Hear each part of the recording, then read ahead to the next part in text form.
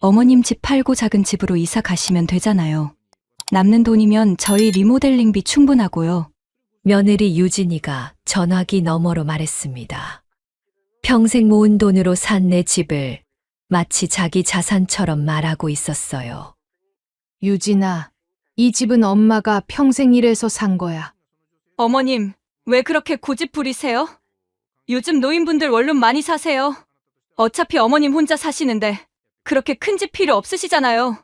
손에 들고 있던 핸드폰이 덜덜 떨렸습니다. 유진아, 그건 아니야.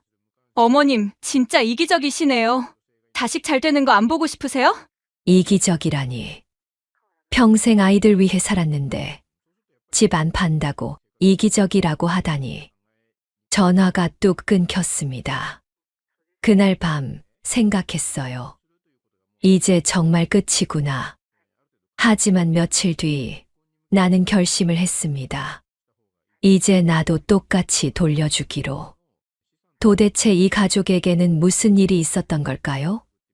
시작 전에 구독, 좋아요와 알람 설정을 눌러주시면 큰 복이 찾아올 거예요.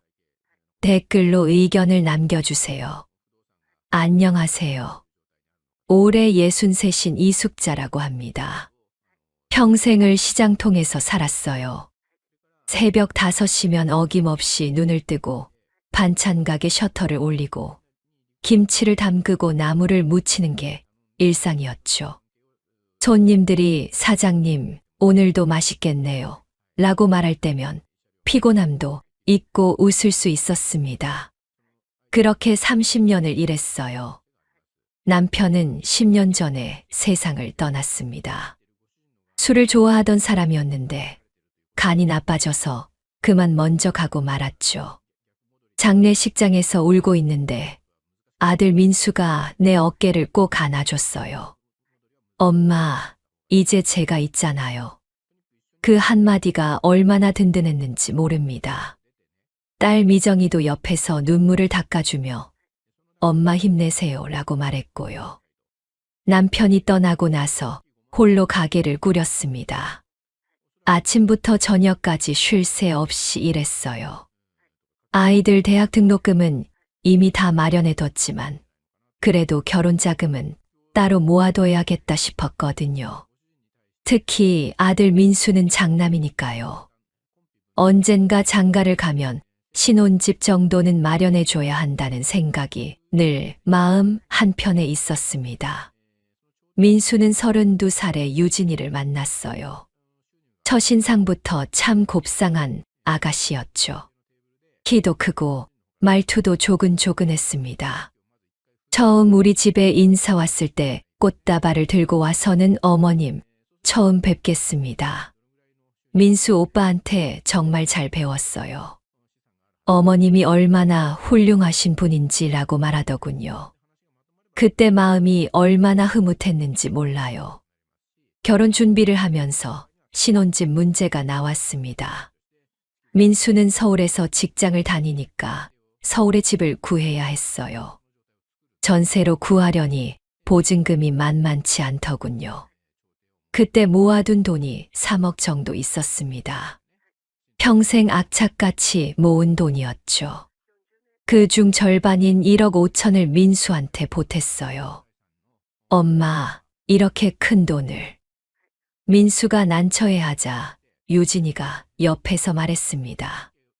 어머님, 정말 감사드려요.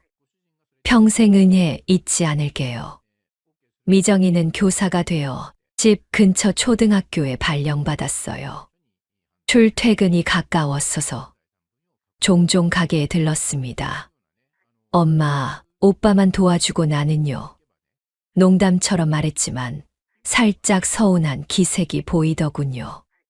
미정아, 너는 아직 결혼 안 했잖아. 나중에 시집 갈 때 당연히 똑같이 해줄 거야. 그렇게 달래며 미정이 손을 꼭 잡아줬습니다. 민수와 유진이가 결혼한 지 벌써 5년이 흘렀어요. 처음 2, 3년은 정말 좋았습니다. 명절 때마다 빠짐없이 내려왔고 유진이는 어머님, 제가 도와드릴 게 없을까요? 라며 부엌일도 거들었어요. 민수는 옆에서 엄마 편히 계세요. 우리가 다 할게요. 라며 설거지도 도맡아 했죠. 그때는 정말 다 잘 될 줄 알았습니다. 그런데 4년 차쯤부터였을까요? 조금씩 달라지기 시작했어요. 명절에 내려와도 유진이는 거실 소파에 앉아 핸드폰만 보고 민수 혼자 부엌을 오갔습니다. 유진아, 나물 좀 같이 무쳐볼까? 물어보면 어머님, 저 요리는 잘 못해서요 라며 웃기만 했어요. 처음엔 서툴러서 그러려니 했습니다.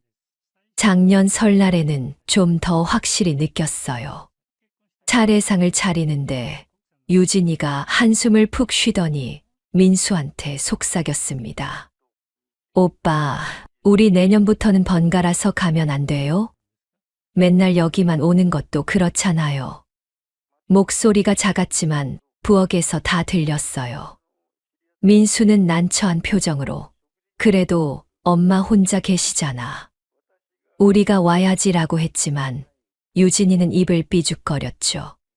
평일에도 가끔 전화를 했습니다. 민수야, 요즘 잘 지내니? 하면 대답은 언제나 짧았어요. 네, 엄마, 잘 지내요. 바빠서 전화 나중에 할게요. 끊기 직전 뒤에서 유진이 목소리가 들렸습니다. 또 전화 왔어요? 오빠는 효자네. 그 말투가 묘했어요. 칭찬 같기도 하고 비꼬는 것 같기도 했죠. 미정이가 어느 날 조심스럽게 물었어요. 엄마, 올케 언니 요즘 어때요? 응, 뭐. 바쁜가 봐. 미정이는 뭔가 말하려다가 입을 다물었습니다. 표정이 그리 밝지 않더군요. 가게 일을 하다 보면 문득문득 생각이 났어요. 유진이의 차가워진 말투, 명절 때 귀찮다는 듯한 표정, 전화할 때마다 들리는 한숨 소리. 처음엔 그냥 피곤해서 그러려니 했는데 5년이 지나니까 확실히 다르더군요. 예전에 어머님 정말 감사해요 라고 하던 그 며느리가 맞나 싶을 정도였습니다. 저녁에 가게 문을 닫고 혼자 앉아 있으면 가슴 한편이 서늘해졌어요. 평생 모은 돈의 절반을 보태줬는데 이제 와서 이런 대접을 받는 건가 싶어서요. 그래도 아들 민수가 행복하면 되는 거 아니냐고 스스로를 다독였습니다. 하지만 마음 한구석이 계속 불편했어요. 뭔가 잘못 흘러가고 있다는 느낌이 들었죠. 창밖으로 저녁 노을이 지고 있었습니다. 주황빛 하늘을 바라보며 한숨을 쉬었어요. 앞으로 어떻게 될까요?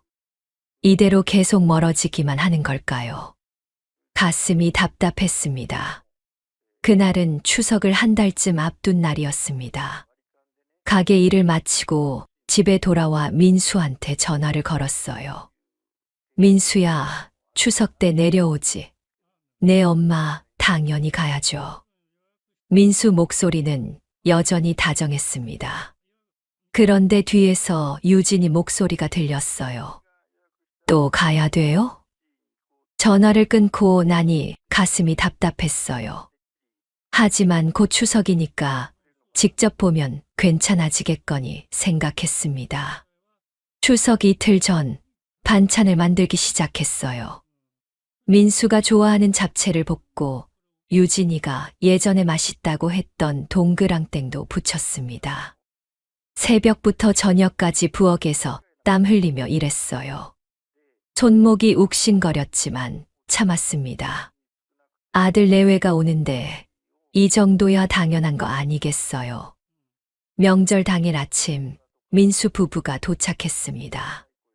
현관문을 열고 들어서는데 유진이 얼굴이 그다지 밝지 않더군요. 어머님, 안녕하세요. 인사는 했지만 목소리에 힘이 없었어요. 민수는 엄마, 오랜만이에요 라며 웃었지만 유진이는 가방을 놓자마자 소파에 털썩 주저앉았습니다. 유진아, 들어오느라 힘들었지. 물 좀 마실래? 괜찮아요, 어머님. 대답은 했지만 눈은 핸드폰만 보고 있었어요. 민수가 유진아, 핸드폰 좀 내려놔라고 말하자 유진이는 알았어요. 라며 짜증 섞인 목소리로 답했습니다. 차례상을 준비하면서 부엌으로 갔어요. 유진아, 나물 좀 담아줄래? 조심스럽게 부탁했습니다. 유진이는 한숨을 쉬더니 일어났어요. 네. 대답은 했지만 표정이 영 불편해 보였습니다. 그릇에 나물을 담는데 손이 거칠었어요. 그릇을 툭툭 내려놓는 소리가 부엌에 울렸죠. 차례를 지내고 나서 식사를 했습니다. 식탁에 앉아 밥을 먹는데 유진이가 젓가락을 내려놓더니 말했어요. 어머님, 요즘은 차례도 간소하게 지내는 추세예요. 이렇게 음식 많이 준비하면 다 버리게 되잖아요. 민수가 황급히 유진아, 그런 말 하지 마라고 했지만 유진이는 사실이잖아요 라며 시선을 돌렸습니다. 가슴이 철렁했어요. 평생 명절 음식 준비하며 살아온 사람한테 그런 말을 하다니. 하지만 참았습니다. 그래, 유진이 말도 맞네. 다음부터는 조금만 할게. 웃으며 말했지만 목소리가 떨렸어요. 식사 후 설거지를 하는데 민수가 다가왔습니다. 엄마, 유진이가 요즘 회사 일로 스트레스가 많아요. 이해해 주세요. 응, 알아. 괜찮아. 고개를 끄덕였지만 속은 편하지 않았습니다. 명절이 끝나고 일주일쯤 지났을까요? 갑자기 민수한테 반찬을 보내주고 싶어졌어요. 김장철이 다가와서 김치를 담갔거든요. 민수가 예전에 엄마 김치가 제일 맛있다고 했던 게 생각났습니다. 그래서 김치 한 통과 밑반찬 몇 가지를 박스에 담아서 택배로 보냈어요. 이틀 뒤 민수한테 전화가 왔습니다. 엄마, 택배 받았어요. 그래, 김치 맛있게 먹어. 근데 엄마, 민수 목소리가 조심스러웠어요. 유진이가 냉장고 자리 없다고 좀 그러네요. 다음부터는 보내기 전에 먼저 연락 좀 주세요. 순간 말문이 막혔습니다. 냉장고 자리가 없다니. 아들 먹으라고 정성껏 담근 김치를 냉장고 자리 차지한다고 하다니. 그래, 알았어. 미안하다. 전화를 끊고 나니 눈물이 났어요. 하지만 울 수는 없었습니다. 가게 손님들이 오고 있었거든요. 그날 저녁 미정이가 가게에 들렀습니다. 엄마, 무슨 일 있어요? 표정이 안 좋은데. 아니야, 아무것도 아니야. 엄마, 또 오빠 부부 일이에요. 미정이는 눈치가 빨랐어요. 그래서 솔직하게 말했습니다. 김치 보냈다가 냉장고 자리 차지한다는 말 들었다고요. 미정이 얼굴이 굳더니 말했어요. 엄마, 그 정도면 심한 거예요. 시어머니가 해준 음식을 냉장고 자리 차지한다고 하는 건. 미정아, 괜찮아. 유진이도 스트레스 받는 모양이야. 엄마는 왜 맨날 참기만 해요? 미정이가 답답하다는 듯 말했지만 그냥 웃어 넘겼습니다. 며칠 뒤 다시 민수한테 전화를 걸었어요. 민수야, 너 건강은 괜찮니? 요즘 날씨가 추워져서. 네, 엄마, 괜찮아요. 그런데 지금 회사라 나중에 전화할게요. 전화를 끊으려는데 뒤에서 유진이 목소리가 또 들렸습니다. 엄마가 또 전화했어요? 제발 서로 간섭하지 말고 각자 살면 안 돼요? 그 말이 칼처럼 꽂혔어요. 간섭이라니. 아들 건강 챙기는 게 간섭인가요? 전화를 끊고 한참을 멍하니 앉아 있었습니다. 가슴이 먹먹했어요. 그날 밤 잠이 오지 않았습니다. 천장을 보며 생각했어요. 1억 5천을 보태줬는데 김치 한 통 보내는 것도 눈치 봐야 하나. 아들 목소리 듣고 싶어 전화하는 게 간섭인가? 이게 맞는 건가? 다음 날 아침 거울을 보니 눈가의 주름이 더 깊어진 것 같았어요. 머리도 많이 휘어졌고요. 반찬 가게 셔터를 올리면서 한숨을 쉬었습니다. 오늘도 반찬을 만들고 손님을 맞이하고 저녁에 혼자 밥을 먹겠죠.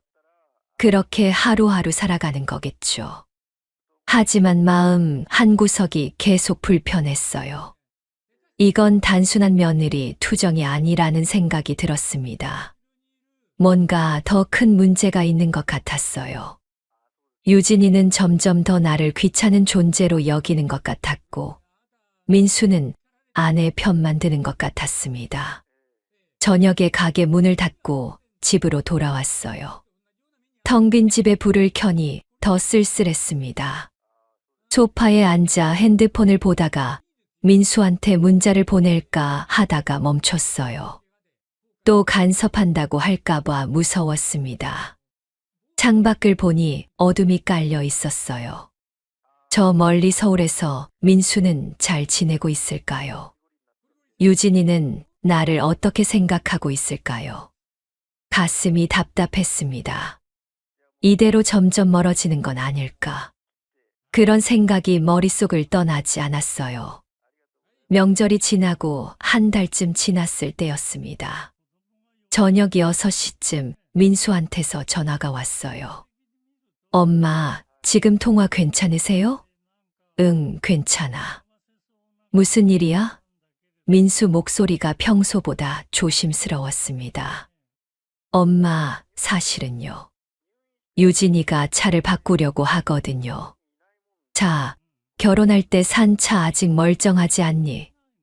그게 이제 오래돼서 고장도 자주 나고요. 그래서 새로 사려는데. 민수가 말을 흐렸어요. 가슴이 철렁했습니다.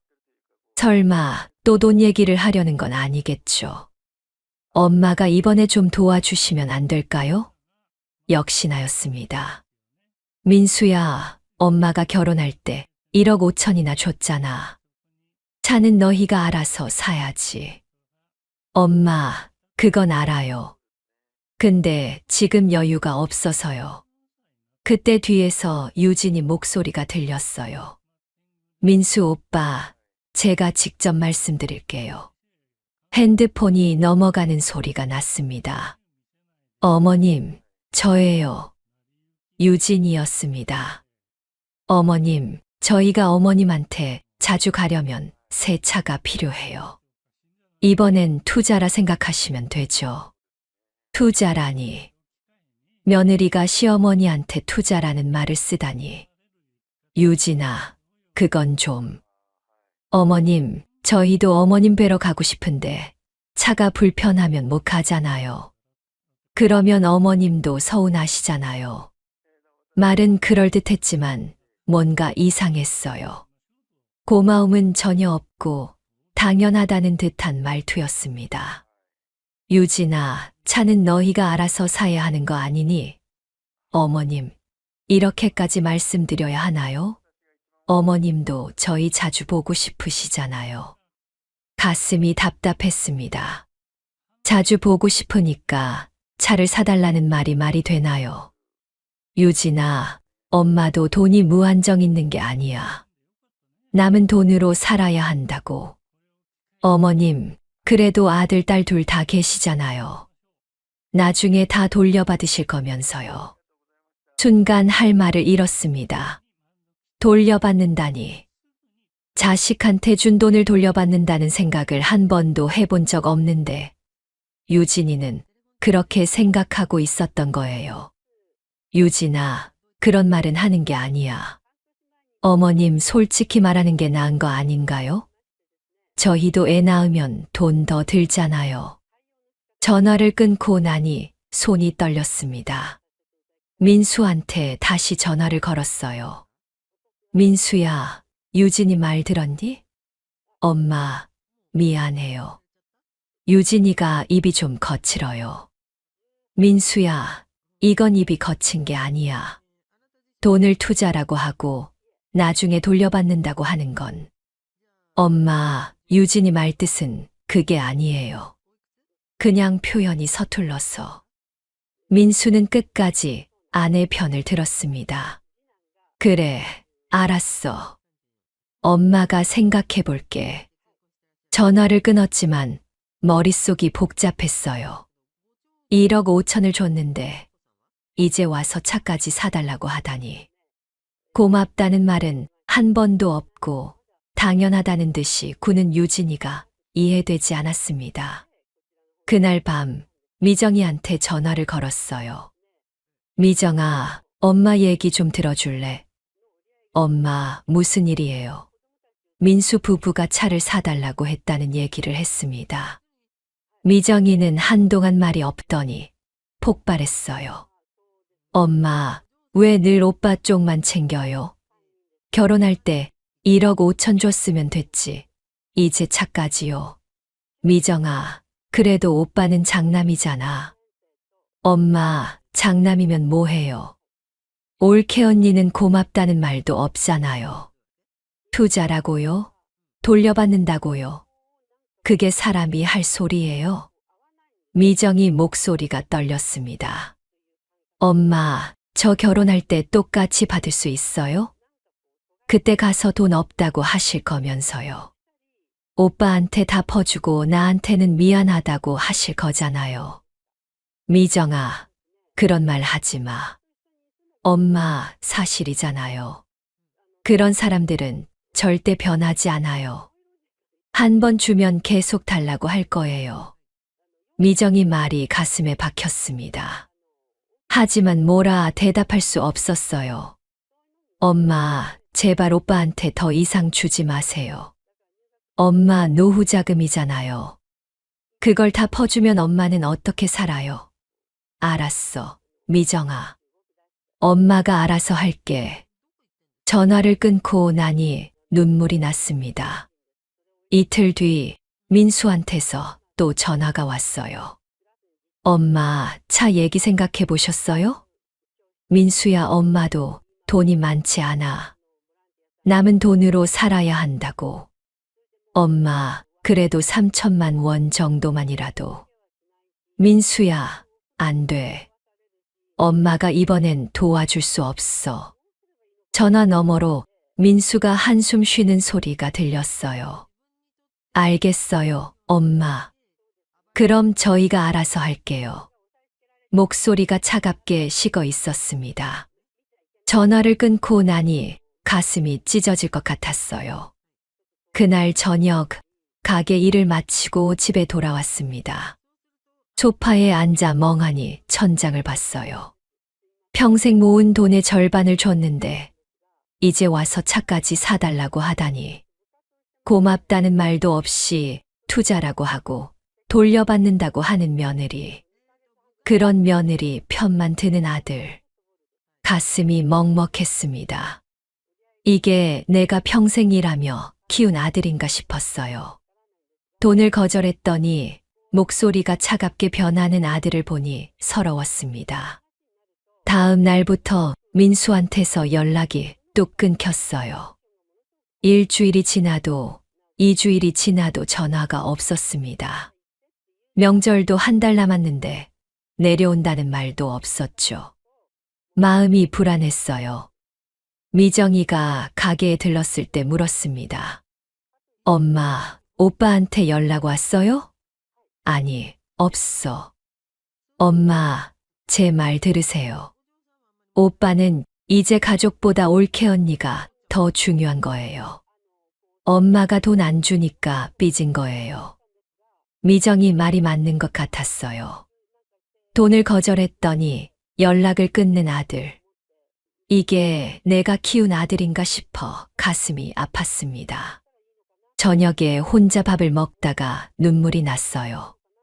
평생 악착같이 일했는데 결국 남는 건 이 외로움뿐이었습니다. 아들은 멀어지고 며느리는 돈만 바라보고 딸은 화만 내고. 이게 내 인생인가 싶었어요. 창밖을 보니 비가 내리고 있었습니다. 빗소리가 마음을 더 쓸쓸하게 만들었어요. 앞으로 어떻게 될까요? 이대로 아들과 멀어지는 건가요? 가슴 한편이 시렸습니다. 차 얘기를 거절하고 보름쯤 지났을 때였습니다. 어느 날 오후 가게 정리를 하고 있는데 핸드폰이 울렸어요. 민수가 아니라 유진이었습니다. 가슴이 철렁했어요. 며느리가 직접 전화를 하다니 좋은 일은 아닐 것 같았죠. 어머님, 저예요. 유진이 목소리는 평소보다 더 차가웠습니다. 응, 유진아. 무슨 일이야? 어머님, 제가 바빠서 길게 말씀 못 드리고요. 저희 집 리모델링 하려고 하거든요. 리모델링이요. 갑자기 무슨 리모델링 얘긴가 싶었어요. 그래, 그건 너희가 알아서 하면 되는 거 아니니? 어머님, 그게 비용이 좀 많이 들어서요. 한 5천만 원 정도 필요한데. 또 돈 얘기였습니다. 차에 이어 이번엔 리모델링이라니. 유진아, 엄마도 돈이 없다고 했잖아. 차 살 때도 못 도와줬는데. 어머님, 그래서 제가 좋은 방법을 생각했어요. 유진이 목소리가 묘하게 밝아졌습니다. 뭔가 불길한 느낌이 들었어요. 어머님 집 팔고 작은 집으로 이사 가시면 되잖아요. 어차피 어머님 혼자 사시는데 그렇게 큰 집 필요 없으시잖아요. 남는 돈이면 저희 리모델링비 충분하고요. 순간 귀를 의심했습니다. 내 집을 팔라고요. 평생 모은 돈으로 산, 남편과 함께 살던, 아이들 키운 내 유일한 집을 팔라고요. 유진아, 지금 무슨 소리 하는 거야? 어머님, 현실적으로 생각하세요. 어머님 연세도 있으시고 큰 집 관리하기 힘드시잖아요. 손이 덜덜 떨렸습니다. 유진아, 이 집은 엄마한테 집이 아니야. 평생을 여기서 살았단 말이야. 어머님, 그래도 집은 집이잖아요. 팔면 돈이 되고요. 어차피 나중에 민수 오빠가 물려받을 거 아니에요. 지금 쓰나 나중에 쓰나 똑같잖아요. 가슴이 터질 것 같았습니다. 물려받는다니. 내가 죽으면 물려받을 집을 지금 팔아서 자기네 리모델링비로 쓰자는 소리였어요. 유진아, 그건 아니야. 엄마가 살 집이야. 어머님, 왜 그렇게 고집 부리세요? 작은 집으로 이사 가시면 되잖아요. 요즘 노인분들 원룸 많이 사세요. 원룸이요. 평생 일해서 30평대 아파트 산 사람한테 원룸으로 가라는 소리를 하다니. 유진아, 엄마 말 듣고 있니? 이 집은 못 팔아. 어머님 고작집 하나 때문에 그러시는 거예요. 민수 오빠는 어머님 아들이잖아요. 아들 잘 되는 게 먼저 아닌가요? 목소리에 짜증이 섞여 있었어요. 고작 집 하나라니. 이게 내 평생인데 고작이라고 하다니. 유진아, 엄마는 이 집 안 팔아. 다른 방법 찾아봐. 어머님, 진짜 이기적이시네요. 자식 잘 되는 거 안 보고 싶으세요? 이기적이라니. 평생 아이들 위해 살았는데 집 안 판다고 이기적이라고 하다니. 말문이 막혔습니다. 유진아, 엄마가 이기적인 게 아니야. 이건 어머님, 알겠어요. 어차피 안 도와주실 거면 됐어요. 그럼 저희도 어머님 신경 안 쓸게요. 전화가 뚝 끊겼습니다. 손에 들고 있던 핸드폰을 보니 손이 부들부들 떨리고 있었어요. 가슴이 답답해서 숨을 제대로 쉴 수가 없었습니다. 주저앉아서 한참을 멍하니 앉아 있었어요. 평생 모은 돈으로 산 집을 팔라고 하다니. 마치 자기 자산인 양 말하다니. 아들이 물려받을 거니까 지금 팔아도 된다고 하다니. 이게 며느리가 시어머니한테 할 말인가요? 저녁이 되어 가게 문을 닫았습니다. 집으로 돌아오는 길이 유난히 멀게 느껴졌어요. 현관문을 열고 들어서니 텅 빈 집이 보였습니다. 거실 소파에 앉아 사방을 둘러봤어요. 여기 저 벽에 민수가 처음 걸음마를 배웠죠. 저기 부엌에서 미정이가 엄마 따라 요리 흉내를 냈고요. 남편은 저 베란다에서 담배를 피우며 웃었습니다. 이 집 구석구석이 추억이었어요.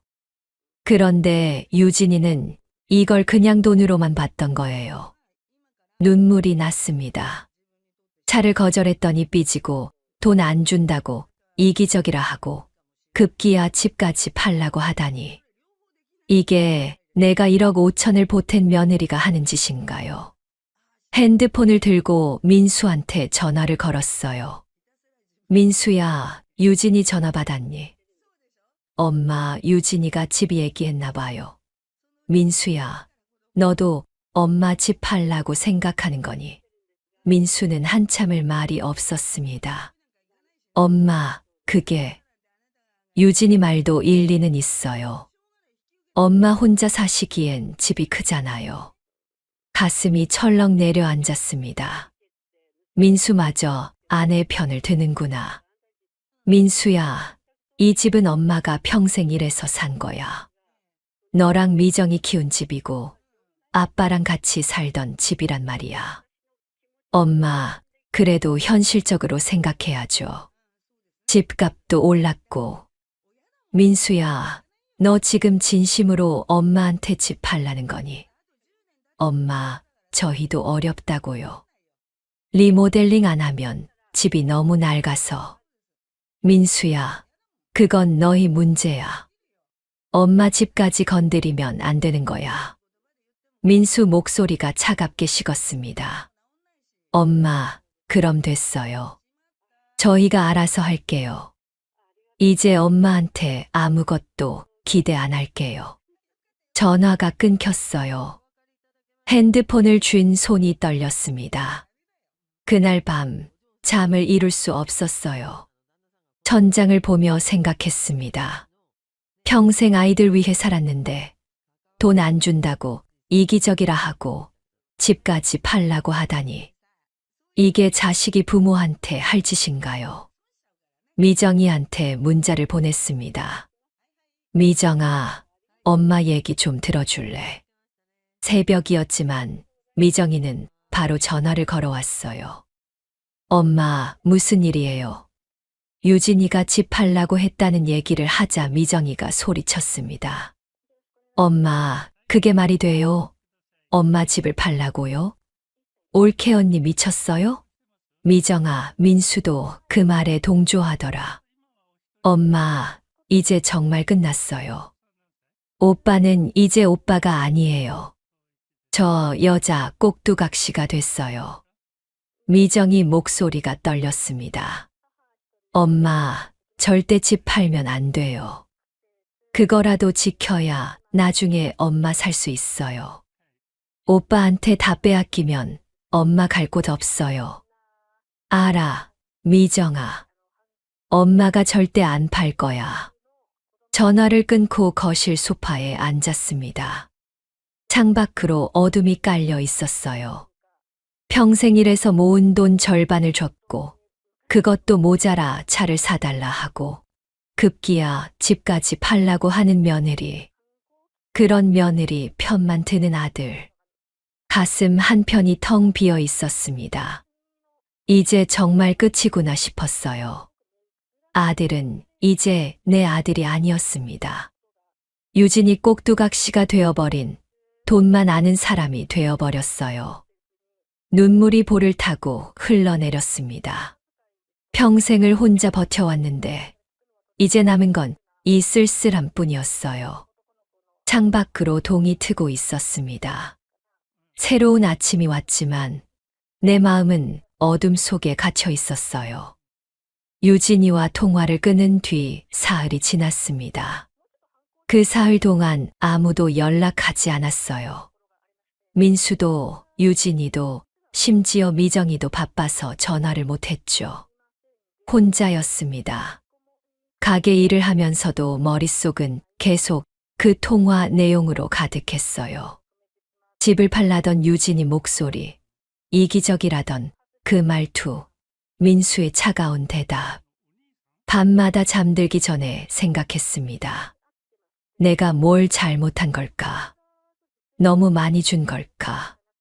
아니면 너무 착하게만 산 걸까? 나흘째 되던 날, 미정이가 가게에 들어섰어요. 엄마.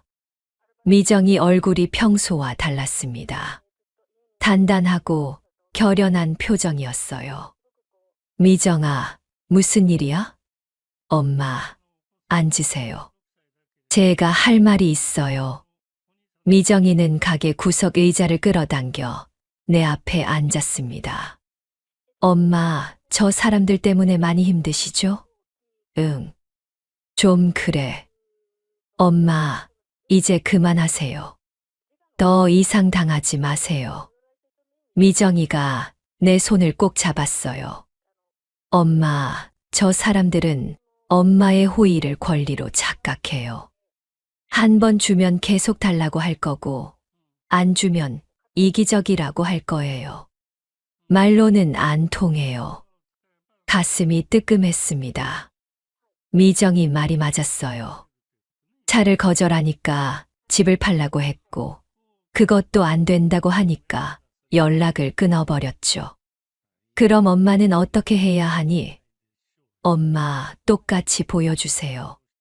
말투도 태도도 차갑게 대하세요. 미정이 목소리가 떨렸습니다. 엄마가 계속 착하게만 나오니까 저 사람들이 우습게 보는 거예요. 이제는 엄마도 당당해지셔야 해요. 엄마 인생이잖아요. 그날 밤 집에 돌아와 소파에 앉았습니다. 미정이 말이 머릿속을 맴돌았어요. 호의를 권리로 착각한다. 맞는 말이었습니다.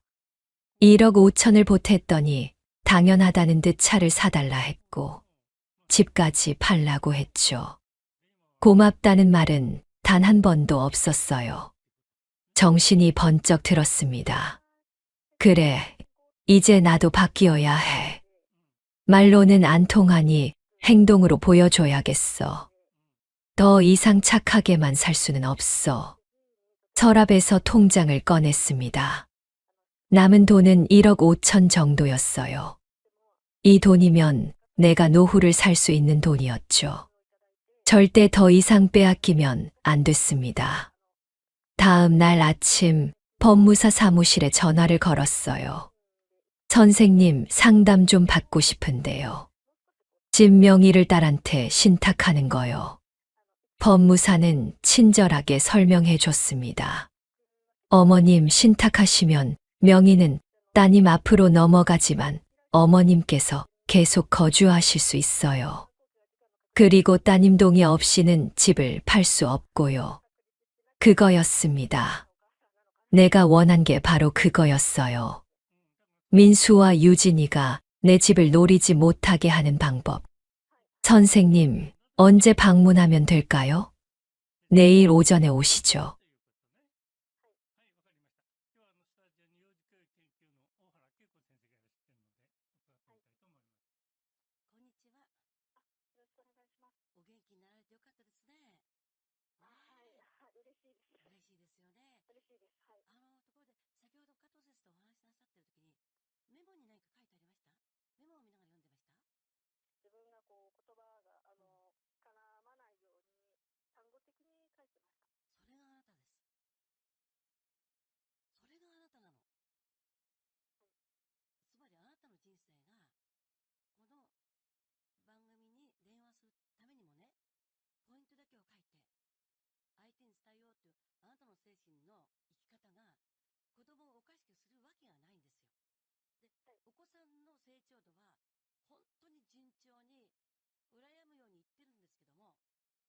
たの心の中に、はい夫との離婚っていう負い目と、はい兄という方の、まあ、はい負い目で、あなたの順調に進んでる階段を、はい階段の色を変えてるんですね。はいまあ、今ちょっと伺いたいんですけども、生活のパターンをちょっと知りたいんですね。はい息子さんカーテン、引っ張らしですか？それとも必ず開けますか？朝起きてですか？起きて。うん。はい、必ず窓を開けて通気性とかきちんとやってます。すごいですね。すごいですね。いや、もうこれを聞いただけでもう全然違う。これね、心が病んでると、カーテンは閉め切ったままなの。はい。怒りがある時もそうです。はい。辛くなると、朝開けて、夜閉めるならば、引きっぱなしでもいいんじゃないかとなっちゃうんですよ。はい。それが心病んでいくんですね。はい。それがないんですよね。はい。で、次に、息子さんがね、時間の概念なんですけども、時間。はい。朝は何時頃起きます？6時です。え、自分で起きるの？はい。6時に起きてどういう行動になるんですか？学校行く支度しまして、私は、まあ、お弁当とか朝ごはんとか作ってますので、どんなの作るんですか？あなた。ちょっとお弁当の数伺いたいんですけども、どんなおかず作ります？教えていただけます？はい。まあ、お肉だけにならないようには気をつけてます。ええ。他にはどんなのやります？うん。ご飯なので、混ぜご飯だったりですとか、ええ。飽きないようにしてます。お子さんが一番好きな食べ物は何ですか？シチューが好きです。私の作ったシチューが好きです。ボーイちゃん帰ってきたの。あ、大丈夫です。好きな食べ物は何ですか？ポトフとかシチューとか、ええ煮込み料理が好きです。あーそれを二人で食べるわけね。はい。どんな話をします？話はもう、今日あったことですとか、もうすごいお母さん。はい、素晴らしい。もう何にも言えません。まず最初お母様がメモを取ってるなと思った時に、一つ一つを本当に細やかく、できるだけ正確に自分の欠点を知ってるからメモを取ったんですよね、あなた。はい、もう自分知ってますよね。もっと言うと、自分が一番息子に対する負い目はお父さんってことですよね、きっと。はい、だから息子さんはそのお母さんは、もうあなたの毎日の生活なので肌に感じていますもん。まず味覚がすごいですよね。それから、その空気はい、入れ替え。もうはい、その二つができる、五感ができていったら、息子さん絶対におかしくなりません、これ。はい、とかくね、テストができるお友達が多いっていうのはわかりますけども、お友達が多いっていうのは、原因を忘れる子もいるんですね。はい、寂しくって。でも、この息子さんは自分で本当に一人で生きていけます。それはお母さんのお弁当の中の同じものは作れないとか。はい、お子さんが何が好きですかって言えること。はい、まず子育ての、どんなに何が起きても、根本は味覚と空気。はい、それさえ分かれば、外れはないんです。もう大手を振って、はい、世間の皆さんに、見てうちの子見てって、すごい子よってことをね、あなたは、思うことです。はい、息子さんを徹底的に信じることが大事かな。はい。息子がいるから生きていけるんでしょ、あなた。それしか生きがいないです。はそれしかないでしょ。はい、そういったの息子さんのもう、お母さん学校行ってきますって後ろから手を合わせることですよね。今はい、日も事故がないように、はい、元気で帰ってきてほしいって。それだけでいいんじゃないかしらね。はい、今ここに来たのは、あれもあって、これもあって、この道に来たわけでしょ。はい、この道に来たのが一番心配なのは子供ですよね。はい、あなたが笑顔でいることかしら。はい、それから、大変だろうけれども、一品でもいいから、お子さんの好きな食べ物を作ってあげることかしらね。はい、時間をかけなくても構わないから。今あなたがなさることは、まず1にも2にも自分の健康。はい、2番目は、子供が無事に帰ってくることは当たり前じゃないんですね。よく帰ってきてくれたと思うことよね。はい、感謝ですよね。今もピンポンってなってましたけども、息子さんも帰ってきたんでしょ、この時間に。はい。で今何してるの？一応大事な話をしているので、え部屋にいててということを、ホワイトボードに書いて、うん。麦茶を渡しました。もうあなたね、今無意識におっしゃいましたよ、麦茶って。はい。人間が一番、このうちに帰ってきたっていうのは、はい。コップ一杯の何かなんです。冷蔵庫から何かあるから飲んでっていうことも孤独感はないんですね。はい。で、友貸しにしてる場合には、お母さんに泣いて分かっていても、テーブルの上にコップが置いてあるだけで、うちに帰ってきたってことも思うんですよ。はい。あなたは麦茶も渡してるじゃないですか。すごい。本当にすごい。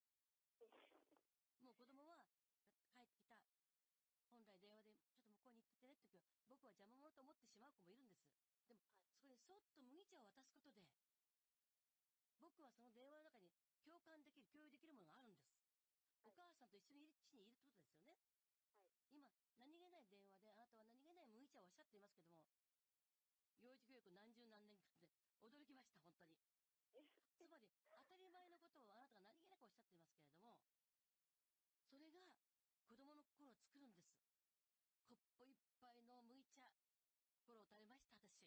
そうしたら今のこの、坊やちゃんのこの状態を、そーっと包み込みながら、社会に送り出してほしいと思いますね。はい。先生、いかがでしょうか。本当に興奮しました。あなたは要するに現実見てないの。わかります？現実見てないんです。どういうことかっていうと、望ましい家庭は実の父と実の母と子供がいるという既成のカテゴリーで見ていて、現実の今のあなたとあなたの息子さん、16歳の息子さん、現実の自分たちを見ていないんです。どこかでやっぱりパパ、ママ、自分っていうのを、その三角関係を子供にとって立たせてしまったなっていうのはあります。うん。現実見てください。はい。自我の確立してるじゃない。はい。現実を見るってことは既成のカテゴリーで物事を見ないってことですよ。はい。立派な望ましい家庭なんです。あなたたちの家庭は。はい。実の父がいない、なんか望ましい家庭でないように、勝手にあなたが思い込んでるの。はい。そうでしょ？はい。大丈夫ですか？はい。はい、どうも失礼します。はい。失礼します。ありがとうございます。状況を無視して、既成のカテゴリーで物事を考えない。もしもし、テレフォン人生相談です。よろしくお願いします。今日はどういったご相談ですか？去年、再婚をしたんですが、はい。その再婚した夫と、その息子の件でご相談があります。はい。あなたおいくつですか52歳です。ご主人は54です。その問題の息子さんは、ご主人と息子さんの方の息子さん何歳？26歳です。26歳。はい。まずはじめに、はい。あなた再婚なんですよね。そうです。初めては、はい。何年前に結婚されました？最初の結婚は、24の時です。24の時に結婚されて、はい。何年間結婚してた？48で離婚してるので、はい、そうです。48。48、はい。はい。で、離婚。はい。はい。最初結婚された時のご主人何歳だった？ 28だったと思います。28 歳。はい。離婚理由何でした？もう本当に DV とかモラハラとかもそういう形で、はい。私が耐えられなくなって。ああ、はい。今回このご結婚されたわけですけど、はい。もう再婚を決めた理由は何？前の夫がすごく怖い人だったので、はい。とても優しい人なので、もう本当にその優しさがいいなと思って結婚しました。優しいところです。ご主人の方は離婚されてから何年経ってました？1年ぐらい。あ、そうなんですか。はい。はい。今のご主人は、はい。子連れでって言うとおかしいけど、はい。あの、いや、一度は、はい。子供たちもそれぞれ、夫の方の子供たちも一人暮らしをして、ええ。最初は私と主人と二人での生活だったんです。ああ、なるほど、なるほど。じゃあ最初は二人で結婚して、生活を始め、はい。これ1年ぐらい経ってからですか？何年1か。年経たないぐらいで、うん。生活がもうできなくなって、お金がなくて、はい。どうしようもないっていうことで、じゃあうちに来たらどうだっていうことで、はい。同居、同居というか居候みたいな形ではい。住み始めて、今3人で住んでます。はい。そこで、その問題は何でしょ最初の一人暮らしをするときに、貯金も全然なかったので、出ていくことができないっていうことで、そこで私55万ぐらい初期費用を貸してるんですね。